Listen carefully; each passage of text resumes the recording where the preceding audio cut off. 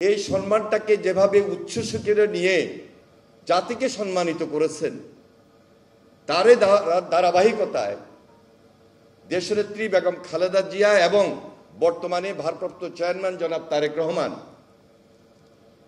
এই দেশটাকে গড়ার লক্ষ্যে নতুন বাংলাদেশ, ভবিষ্যৎ বাংলাদেশটাকে সুন্দর এবং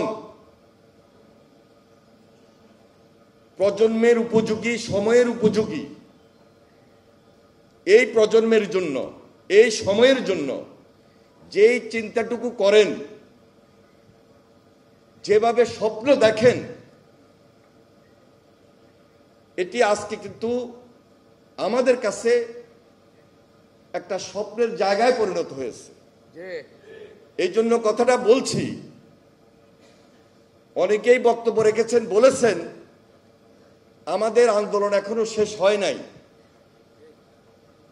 গণতন্ত্রের ভিত যত শক্তিশালী হবে, দেশের মানুষের সম্মান, ইজ্জত তত বেশি বৃদ্ধি পাবে, ভাবমূর্তি রক্ষা হবে। সুতরাং আপনারা ওলামায়ে মাশায়েখগণ আপনাদের সঙ্গে এই দলের ভাবমূর্তি, ইজ্জত, সম্মান জড়িত। তাই খুব অল্প কথায় আমি আমার বক্তব্যটা এইভাবে শেষ করছি। আপনাদেরকে একটা চ্যালেঞ্জ গ্রহণ করতে হবে গণতন্ত্রের ভিতটাকে আরো শক্তিশালী করার জন্য। কারণ গণতন্ত্রের ভিত এখনো শক্তিশালী পূর্ণাঙ্গভাবে আমরা করতে পারি নাই। এই জন্য সমাজটাকে শক্ত রাখা এবং গণতন্ত্রের ভিতটাকে আরো শক্তিশালী করা,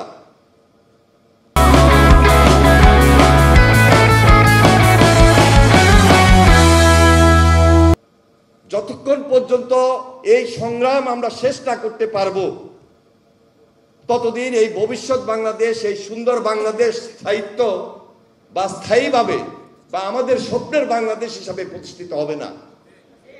এই জন্য তারেক রহমানের যে লড়াই, তারেক রহমানের যে সংগ্রাম, দেশনেত্রী বেগম খালেদা জিয়ার যে লড়াই, দেশনেত্রী বেগম খালেদা জিয়ার যে সংগ্রাম, সেটা এখনো চলছে এবং চলবে। এই সংগ্রাম চালিয়ে যেতে হবে। আর এই সংগ্রাম চালিয়ে যাওয়ার ক্ষেত্রে আজকে বাংলাদেশে অন্তর্বর্তীকালীন সরকার অত্যন্ত গুরুত্বপূর্ণ ভূমিকা পালন করছে এবং করবে, এটা আমাদের দৃঢ় বিশ্বাস। কারণ এই বাংলাদেশের মানুষের আন্দোলনের ফসল এই অন্তর্বর্তীকালীন সরকার।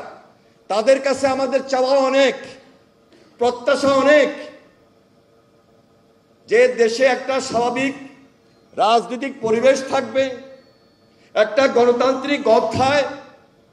ওনারা এমনভাবে গণতন্ত্রের ভিতকে শক্ত করবেন যে এই গণতন্ত্রের ভিতের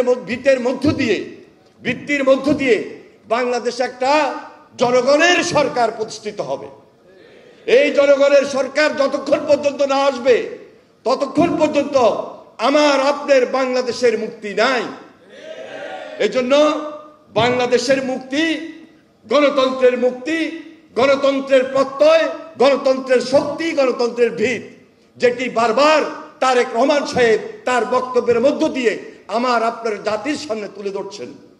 এজন্য আজকে এই প্রতিষ্ঠা বার্ষিকীতে আমরা নতুনভাবে শপথ করি, এই লড়াই আমরা চালিয়ে যাব যতক্ষণ পর্যন্ত বাংলাদেশের এই গণতন্ত্র স্থায়িত্ব লাভ না করে।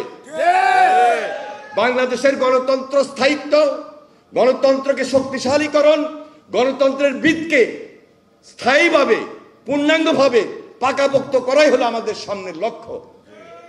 যদি এই স্থায়িত্ব, এই ভিত আমরা শক্তিশালী করতে পারি, আমার দৃঢ় বিশ্বাস, যেটি আজকে বাংলাদেশ জাতীয়তাবাদী দল 31 দফা হিসাবে জাতির সামনে তুলে ধরছে, তারেক রহমানের মাথা থেকে যে চিন্তাটুকু এসেছে, যেভাবে শহীদ রাষ্ট্রপতি জিয়া রহমান এই বাংলাদেশে বাংলাদেশি জাতীয়তাবাদের রাজনীতি প্রতিষ্ঠা করেছিলেন, যেভাবে দেশনেত্রী বেগম খালেদা জিয়া এই বাংলাদেশে সংসদীয় পার্লামেন্টের ভিত্তি শক্তিশালী করেছিলেন, আগামীতে আমার বিশ্বাস তারেক রহমানের নেতৃত্বে আজকে যে ৩১ দফা আমার আপনার সামনে নিয়ে এসেছে, ইনশাল্লাহ এদেশের গণতন্ত্র শক্তিশালী রূপ ধারণ করবে, বাংলাদেশ মুক্তি পাবে, বাংলাদেশ ফেল করবে না।